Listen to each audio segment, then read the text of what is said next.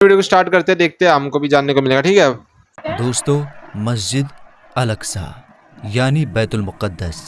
جس کی پوری ہسٹری، پورا اتہاس آج کی ایک اسی ویڈیو میں آپ کے سامنے پیش کریں گے. تو دوستو، اس پوری دنیا کی سب سے پہلی مسجد الحرام ہے اور دوسری مسجد الاقصی یعنی بیت المقدس. جیسا کہ کتاب صحیح بخاری جلد نمبر 2 میں حضرت ابو ذر رضی اللہ تعالی عنہ کی روایت ہے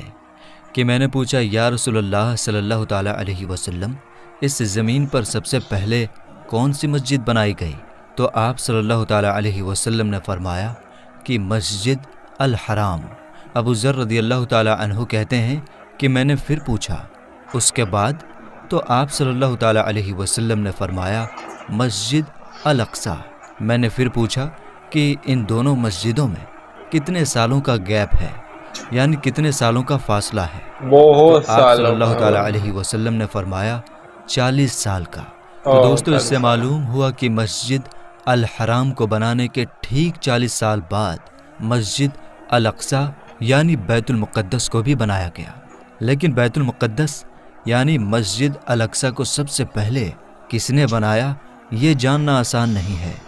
کیونکہ اس بارے میں بہت ساری الگ الگ روایتیں ملتی ہیں. کسی روایت کے حساب سے سب سے پہلے فرشتوں نے بنایا، اور کسی روایت کے حساب سے سب سے پہلے آدم علیہ السلام نے بنایا، کسی کے حساب سے نوح علیہ السلام نے، کسی کے حساب سے یعقوب علیہ السلام نے، کسی کے حساب سے حضرت ابراہیم علیہ السلام نے، اور کسی کے حساب سے حضرت اسماعیل علیہ السلام نے. اور اس طرح کی بہت ساری روایتیں ملتی ہیں. اب سب سے پہلے بنانے کی صحیح روایت کون سی ہے، یہ اللہ اور اس کے رسول ہی بہتر جانتے ہیں. خیر دوستو، ہم بات کریں گے حضرت سلیمان علیہ السلام کے بنانے کے بارے میں، کہ حضرت سلیمان علیہ السلام نے اس کو کس طرح جناتوں سے بنوایا تھا. ہاں، یہی سٹوری ہم کو پتا ہے نا. یروشلم یعنی بیت المقدس شہر کے بارے میں جاننا ہوگا. تو چلیے جانتے ہیں یروشلم یعنی بیت المقدس شہر کے بارے میں. تو دوستو، بیت المقدس یعنی مسجد الاقصی، جو اس دنیا کے سب سے پرانے شہروں میں سے ایک شہر ہے، جو یروشلم میں موجود ہے. اس کا پورا اتہاس، اس کی پوری ہسٹری آسانی سے آپ اس ویڈیو میں سمجھ پائیں گے. اس لیے ہم آپ سے ریکویسٹ کرتے ہیں کہ ویڈیو کو آدھا ادھورا نہ دیکھیں، پورا دیکھیں تاکہ آپ کو اچھی طرح سے سمجھ میں آ جائے. پورا دیکھیں. تو چلیے بنا کسی دیری کے ویڈیو میں آگے بڑھتے ہیں. ہاں تو دوستو، اس شہر کو غور سے دیکھیے، جس کو لوگ آج بیت المقدس یا پھر یروشلم کے نام سے بھی جانتے ہیں، جس کو اس دنیا کے سب سے پرانے شہروں میں سے ایک جانا جاتا ہے. اگر دنیا کے اتہاس میں سے یہ دعویٰ کیا جائے کہ لوگوں کی سب سے زیادہ جانیں اس شہر کے لیے لی گئی ہیں، تو یہ کہنا غلط نہ ہوگا، کیونکہ ہسٹری میں جتنی زیادہ جنگیں اس شہر کو پانے کے لیے لڑی جا چکی ہیں، اتنی زیادہ جنگیں شاید ہی کسی اور شہر کے لیے لڑی گئی ہوں گی. اور دوستو، اس شہر کے بارے میں یہ بھی مشہور ہے کہ اس شہر کا ہر حصہ، ہر جگہ پاک و صاف، پوتر اور مقدس ہے. اور اس شہر کو اس دنیا کے تینوں ہی ابراہیمی دھرموں کے لوگ، جیسے کہ یہودی، عیسائی اور مسلمان بھی حد سے زیادہ مقدس یعنی پوتر مانتے ہیں. اور دوستو، یہودی دھرم کے حساب سے ہماری دنیا کی شروعات اسی شہر سے ہوئی تھی. یہاں تک کہ حضرت اسماعیل علیہ السلام کو ان کے والد حضرت ابراہیم علیہ السلام نے قربان کرنے کی تیاری بھی اسی شہر سے شروع کی تھی. اور اسی شہر میں وہ دیوار بھی موجود ہے جس کو یہودی لوگ سب سے زیادہ پوتر مانتے ہیں. یہ وہی دیوار ہے جو ویسٹرن وال یا دیوار گریا کے نام سے بھی مشہور ہے. یہ دیوار اسی ہیکل سلیمانی کا بچا ہوا حصہ ہے کہ جس کو حضرت سلیمان علیہ السلام نے ہزاروں سال پہلے جناتوں سے بنوایا تھا، جس کی پوری ڈیٹیل ہم آگے آپ کو بتائیں گے. اور اگر عیسائیوں کی بات کریں تو ان کا یہ ماننا ہے کہ اسی شہر میں حضرت عیسیٰ علیہ السلام کی پیدائش بھی ہوئی تھی، اور ان کو سولی پر بھی اسی شہر میں چڑھایا گیا یہی شہر تھا وہ والا. اور عیسائیوں کا سب سے خاص چرچ بھی یہی موجود ہے. اور دوستو، اگر مسلمانوں کی بات کی جائے تو الاقصی نام کی وہ مسجد، جس کو اسلام دھرم میں تیسری سب سے پوتر جگہ مانا جاتا ہے، یعنی مکہ مدینہ کے بعد مسلمان اگر سب سے زیادہ اہمیت کسی جگہ کو دیتے ہیں تو وہ یہی جگہ ہے. اس کے علاوہ مسلمانوں کے لیے یہ شہر سب سے پہلا قبلہ ہے، کیونکہ کعبے سے پہلے مسلمان اسی شہر کی طرف منہ کر کے نماز پڑھا کرتے تھے۔ مسلمانوں کے حساب سے جب آخری پیغمبر یعنی حضرت محمد صلی اللہ تعالیٰ علیہ وسلم جب معراج کے سفر پر گئے تھے تو اسی شہر کے مسجد الاقصی کے اندر پیغمبر حضرت محمد مصطفیٰ صلی اللہ تعالیٰ علیہ وسلم کے پیچھے سبھی نبیوں نے نماز پڑھی تھی، اور حضرت سلیمان علیہ السلام، حضرت داؤد علیہ السلام کے ساتھ ساتھ بہت سارے نبیوں اور بزرگوں کی قبریں بھی یہاں پر موجود ہیں، جس سے اس شہر کا مرتبہ، اس شہر کی ویلیو اور بھی زیادہ بڑھ جاتی ہے۔ شاید اسی وجہ سے اس شہر کو پانے کے لیے بیتے اتہاس میں مسلمان اور عیسائیوں کے بیچ جنگیں ہوتی رہتی تھیں، اور ان کی یہ جنگیں صرف 15 یا 20 سال تک ہی نہیں چلی بلکہ کئی سالوں تک چلتی آئی، اور آج کے زمانے میں بھی اس شہر کو پانے کے لیے یہ جنگ ہو رہی ہے۔ لیکن فرق صرف اتنا ہے کہ ابھی کے اس زمانے میں اس شہر کے لیے مسلمانوں سے جنگ کرنے والے عیسائی نہیں بلکہ یہودی لوگ ہیں۔ خیر دوستو، اب جانتے ہیں اس شہر کے اتہاس کے بارے میں کہ آخر اس شہر کی شروعات کیسے ہوئی، اور آج کے زمانے میں یہ شہر جس حالت میں ہے اس حالت میں اس کو کس نے پہنچایا۔ دراصل دوستو، جانکاروں کی مانیں تو یہ بات پوری طرح سے کلیئر ہو چکی ہے کہ آج سے لگ بھگ 7000 سال پہلے بھی اس شہر میں انسان آباد تھے، جس کی وجہ سے شہر کو اب دنیا کے سب سے پرانے شہروں میں سے ایک شہر مانا جاتا ہے۔ درج کی گئی ہسٹری کے حساب سے دیکھا جائے تو اس شہر کو سب سے پہلے حضرت داؤد علیہ السلام نے حاصل کیا تھا، وہی داؤد علیہ السلام جن کو یہودی اور عیسائی دھرم کے لوگ ڈیوڈ کہتے ہیں۔ داؤد علیہ السلام نے اس شہر کو حاصل کرنے کے بعد اس کو اپنی سلطنت کی راجدھانی بنایا تھا۔ حضرت داؤد علیہ السلام نے اس علاقے پر لگ بھگ 33 سال تک راج کیا تھا۔ ان کے بعد ان کی یہ حکومت ان کے بیٹے یعنی حضرت سلیمان علیہ السلام کے پاس چلی گئی تھی، وہی سلیمان علیہ السلام جن کو یوروپ میں سولومن کے نام سے بھی جانا جاتا ہے۔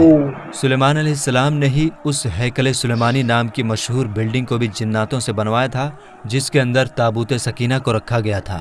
تابوت سکینہ ایک ایسا صندوق یعنی ایک ایسا بکسہ ہوا کرتا تھا جو حد سے زیادہ خاص ہوا کرتا تھا۔ اس صندوق کے اندر پرانے گزرے ہوئے بہت سارے مشہور نبیوں کے تبرکات ہوا کرتے تھے، جیسے کہ حضرت سلیمان علیہ السلام کی لاٹھی، حضرت ہارون علیہ السلام کا امامہ، حضرت سلیمان علیہ السلام کی انگوٹھی، حضرت موسیٰ علیہ السلام کی لاٹھی، اور اس کے علاوہ بھی بہت ساری چیزیں ہیں۔ خیر، حضرت سلیمان علیہ السلام کے انتقال فرمانے کے کئی سال بعد یہودیوں کی سب سے بڑی بربادی اس وقت شروع ہوئی جب حضرت عیسیٰ علیہ السلام سے لگ بھگ 600 سال پہلے بابل کے رہنے والے ایک ظالم بادشاہ جس کا نام بخت نصر تھا، اس کی یہودیوں سے بہت ہی سخت دشمنی تھی۔ بس اسی دشمنی کے چلتے اس نے ان لوگوں پر یروشلم شہر میں ایسا حملہ کیا کہ اس شہر کو پوری طرح سے تباہ و برباد کر دیا، اور مشہور ہیکل سلیمانی جس کو حضرت سلیمان علیہ السلام نے جناتوں سے بنوایا تھا اس کو بھی پوری طرح سے گرا دیا، جس کے اندر موجود تابوت سکینہ کہاں غائب ہو گئی اس کا پتہ آج تک نہ چل سکا۔ اچھا، ابھی بھی نہیں، ریپلیکا رکھی ہوئی ہے۔ کے بعد بس ایک دیوار ہی بچ گئی جہاں آج جا کر یہ یہودی روتے ہیں، ایک دیوار ہے بس، وال یا دیوار گریا کہتے ہیں۔ خیر دوستو، اس حملے کے بعد جب ہزاروں یہودی مارے گئے تو اس سے کہیں زیادہ یہودیوں کو اس بادشاہ نے غلام بھی بنایا، اور غلام بنا کر اپنے ساتھ اپنے علاقے یعنی بابل لے کر چلا گیا، اور اس کے کچھ سالوں کے بعد ہی یعنی 539 عیسیٰ پورو میں ہی سائرس دی گریٹ نام کے ایک یونانی رحم دل بادشاہ نے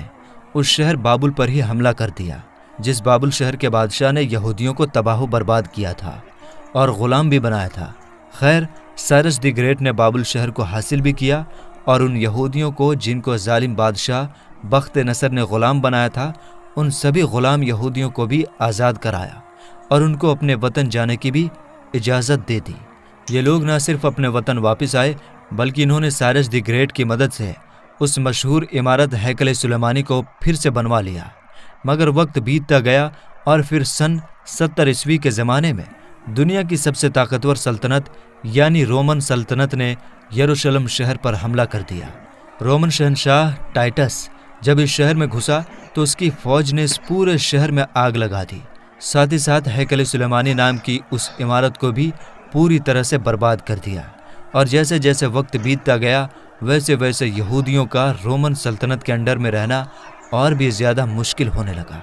پھر جب 135 عیسوی میں یہودیوں نے رومی سلطنت کے خلاف بغاوت کرنے کی کوشش کی تو رومی فوج نے بغاوت کے جرم میں اس پورے شہر پر ہل چلا کر اس کو پوری طرح سے ویران کر دیا۔ شہر میں رہنے والے ایک ایک یہودی کو بازار میں لے جا کر غلام بنا کر بیچ دیا۔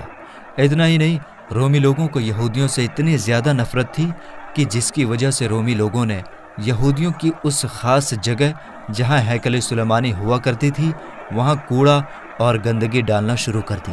اور یہ مشہور شہر صرف 100 یا 200 سالوں تک ہی نہیں بلکہ کئی صدیوں تک ویران رہی۔ اور پھر آخرکار 638 عیسوی میں مسلمانوں کے دوسرے خلیفہ یعنی حضرت عمر نے اس شہر کو رومن سلطنت سے جیت لیا تھا۔ اس کے بعد لگاتار ایک لمبے وقت تک یہ شہر مسلمانوں کے ہی انڈر میں رہا، مگر شروع سے ہی عیسائی فوجیں بھی اس شہر کو پانے کی کوششیں کرتی تھیں۔ لاکھ کوششوں کے باوجود بھی عیسائی فوجیں مسلمانوں سے اس کو دوبارہ حاصل نہیں کر پائی تھی، مگر پھر بعد میں جب مسلمانوں کی اندرونی لڑائیوں کی وجہ سے ہی مسلمانوں کی خلافت یعنی خلافت عباسیہ کمزور پڑ گئی تو 1099 میں ہی عیسائی فوج یروشلم شہر کو ایک بار پھر سے حاصل کرنے میں کامیاب ہو گئی تھی۔ مگر اس شہر کو ابھی عیسائیوں کے ہاتھ لگے ہوئے کچھ ہی سال گزر پائے تھے کہ مسلم دنیا میں ایک نیا نام ابھر کر آ گیا تھا، اور یہ نام تھا صلاح الدین ایوبی۔ وہی صلاح الدین ایوبی جس نے بچپن سے ہی اس بات کی قسم کھا رکھی تھی کہ وہ ہر حال میں عیسائیوں سے اس شہر کو دوبارہ حاصل کر کے رہے گا۔ یہی وجہ ہے کہ صلاح الدین ایوبی نے شروع سے ہی اس شہر کو حاصل کرنے کی کوشش شروع کر دی تھی، اور آخرکار 1187 میں یعنی 100 سال پہلے ہی ایک بار پھر سے یہ شہر مسلمانوں کے انڈر آ گیا تھا، یعنی صلاح الدین ایوبی نے اس شہر کو فتح کر لیا تھا۔ اس کے بعد بھی دوستو اس شہر کو پانے کے لیے عیسائیوں اور مسلمانوں کے بیچ کئی جنگیں لڑی گئی، مگر لاکھ کوششوں کے باوجود بھی عیسائی لوگ دوبارہ اس شہر کو مسلمانوں سے نہیں چھین سکے، اور اگلے لگ بھگ 600 سے 700 سالوں تک لگاتار یہ شہر مسلمانوں کے انڈر میں رہا۔ آپ کو بتا دیں کہ پھر 1517 عیسوی میں اس شہر کو سلطنت عثمانیہ کے طاقتور سلطانوں میں سے ایک سلطان یعنی سلیم اول نے فتح کر کے اپنی سلطنت میں لے لیا تھا، اور پھر 1517 سے لے کر 1917 تک یہ شہر سلطنت عثمانیہ کا حصہ رہا تھا۔ اس پورے دور میں سلطنت عثمانیہ نے اس شہر کو بڑی تیزی کے ساتھ ڈیولپ کیا۔ اس شہر کے اگل بگل دیواریں بنوائی، روڈ ڈلوائے، ڈاک کا سسٹم بنوایا۔ اس کے علاوہ 1892 میں ریلوے لائن بھی بچھا دی گئی تھی۔ ویسے تو دوستو سلطنت عثمانیہ کے زمانے میں ہی یہودیوں نے یہاں پر آ کر اپنی ایک الگ ریاست بنانے کی پلاننگ شروع کر دی تھی، مگر سلطنت عثمانیہ کے آخری سلطان جن کو عبد الحمید ثانی کے نام سے جانا جاتا ہے، وہ اس چیز کو بڑی اچھی طرح سے سمجھ گئے تھے، اس لیے ان کے دور میں یہودی لاکھ کوششوں کے باوجود بھی اپنے مقصد میں کامیاب نہ ہو پائے تھے، اور انہوں نے ان سبھی سازشوں کا بڑی ہوشیاری سے مقابلہ کیا تھا۔ مگر دوستو عبد الحمید ثانی کے بعد سلطنت عثمانیہ حد سے زیادہ کمزور پڑ گئی، اور 1917 میں آخرکار برٹش امپائر نے سلطنت عثمانیہ کے اس حصے پر یعنی فلسطین پر قبضہ کر لیا۔ اس کے بعد لگ بھگ اگلے 3 دہائیوں تک یہ پورا علاقہ برٹش امپائر کے انڈر میں رہا،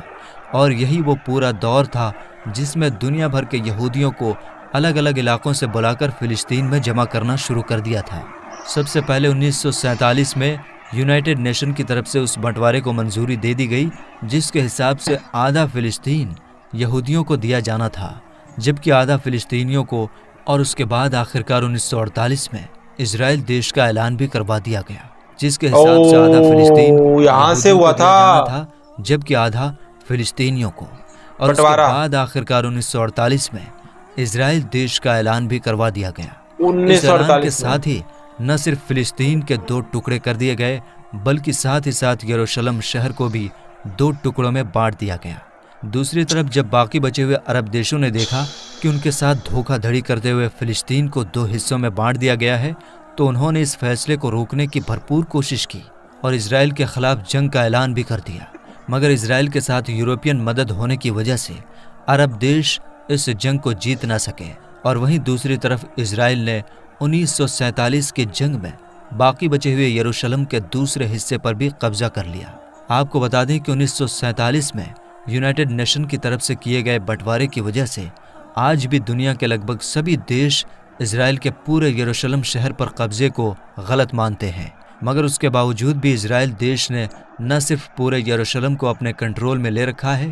بلکہ فلسطین کے بھی زیادہ تر حصے پر قبضہ کر چکا ہے۔ اور میرے دوستو، آپ نے آج کے اس دور میں دیکھا ہوگا اور سنا بھی ہوگا کہ جیسے ہی اسرائیل پر حملہ ہوا تو سارے کے سارے کفار اسرائیل کے ساتھ اکٹھے ہونے شروع ہو گئے، اور اسرائیل کے پردھان منتری نیتنیاہو کفار مطلب امریکی راشٹرپتی بائیڈن کو فون کر کے مدد کرنے کو کہا۔ جواب میں اس نے کہا کہ آپ کس طرح کی مدد چاہتے ہیں، ہم آپ کو ویسی ہی مدد دیں گے، اور اسرائیل کے لوگوں کی حفاظت ہماری ذمہ داری ہے۔ اس بات سے آپ یہ اندازہ لگا سکتے ہیں کہ کفار کے دلوں میں مسلمانوں کے خلاف کس طرح سے دشمنی کوٹ کوٹ کر بھری ہوئی ہے۔ میرے دوستو، فلسطین انبیاء کی سرزمین ہونے کے علاوہ مسلمان کا پہلا قبلہ بھی ہے۔ میرے دوستو، اب ضرورت صرف اس بات کی ہے کہ سارے مسلم دیش ایک ہو جائیں اور یہودیوں کی اینٹ سے اینٹ بجا دیں، کیونکہ یہودی نہ صرف فلسطین پر قبضہ کرنا چاہتے ہیں بلکہ وہ مسجد اقصیٰ کو شہید کر کے اس کی جگہ تھرڈ ٹیمپل یعنی ہیکل سلیمانی بنانا چاہتے ہیں۔ اب مسلمان کو کلمہ لا الہ کے ناطے اور مسجد اقصیٰ کے ناطے ایک ہونا ہوگا، کیونکہ جب پورے کافر ایک ہو سکتے ہیں تو مسلمان کیوں نہیں؟ اللہ تبارک و تعالیٰ سے دعا ہے کہ اللہ تبارک و تعالیٰ ہمارے فلسطینی بھائیوں کی مدد فرمائے اور تمام امت مسلمہ کو کفار کے خلاف، خاص کر کے یہودیوں کے خلاف جہاد کرنے کی توفیق عطا فرمائے۔ تو میرے دوستو، آج کی اس ویڈیو میں بس اتنا ہی، ملیں گے انشاءاللہ تعالیٰ پھر ایک ہسٹوریکل ویڈیو کے ساتھ، تب تک کے لیے السلام علیکم۔